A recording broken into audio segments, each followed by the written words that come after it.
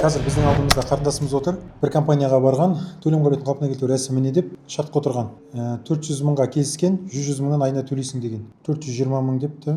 Консультация и анализ финансового положения 30% төлейсің депті. Просто консультациямен и анализге 30% төлейсің 420 мыңнан. Подготовка для реструктуризации задолженности, банкротства или иных действий 30% от общей суммы деген. Подача документов в соответствии с органом по провождению процесса. Жақсы қазір қызметтен бірде-бір банкроттық туралы, төлем қабілетін қалпына келтіру рәсімі туралы бірде-бір сөз жоқ мына жерде. Оформление итогового документа, получение решения органов или утверждение плана реструктуризации.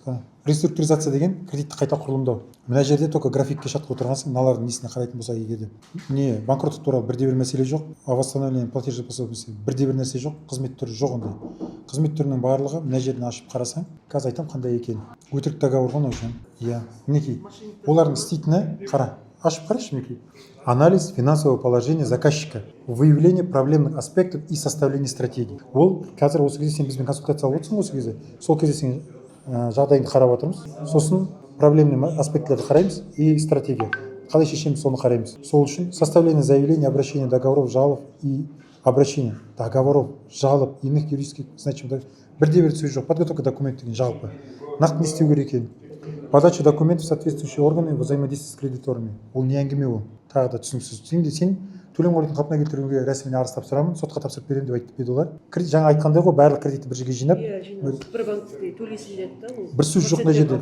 Қарашы, бар ма сондай сөз? Участие в судебных заседаниях, защита интересов заказчиков в судах и иных инстанциях. Қандай сот? Не туралы сот? Ол туралы мәлімет жоқ. Оформление итоговых документов, получение решения органов или утверждение плана реструктуризации. Тоже еш нәрсе жоқ. Нақты саған қатысты. Реструктуризация деген заңда қарастырылмаған. Реструктуризация деген банкрот туралы заңда қарастырылмаған деген ғой. Реструктуризация дегеніміз кредитті қайта құрылымдау. Кредитті қайта құрылымдау дегеніміз график жасау, каникула алу, төлем әдістерін өзгерту деген секілді нәрселер ғой. Мынаған осыған байланысты 100 мың теңгемді қайтарыңдар, мен сендермен жұмыс жүргізбеймін, ешқандай мына әрекеттеріңмен келіспеймін. Бірде жоқ, былай ғой қазір жазың. Шарт бойынша не істеймін, мына қазақша жазасың. Қазақша жазып, жоқ бастап қойған керек жоқ. Мыналарды айту керек оған ше. Қазір мен айтамын. Құдайдан табады бұндайлар ше. Қалай сендер біз отырмыз деймін да, былайша көріп жүрсіңдер, барасыңдар да бір қаяқтағы жоқ, бір орыс тілді біреулерге барып, осылай түсіп қаласыңдар, түсінбеймін. Сен жаңа төлем қабілетін қалпына келтір. Мына жерде қарап тұрмыз, сен жағдайыңды қарадық. 3 банкте кредитің бар. Оның барлығын қосқан кезде 8 миллионнан асып кетейін деп тұр кредитінің сомасы. Итог қарыздарын қоспағанда 10 миллиондай болады. Айлығың 200 мың теңге. Қосымша табыс жоқ қой, болды. Сен төлем қабілетін қалпына келтіру рәсіміне арыз тапсыруға жағдайың келмейді. Отказ аласың. Өйткені айлығың 200 мың теңге.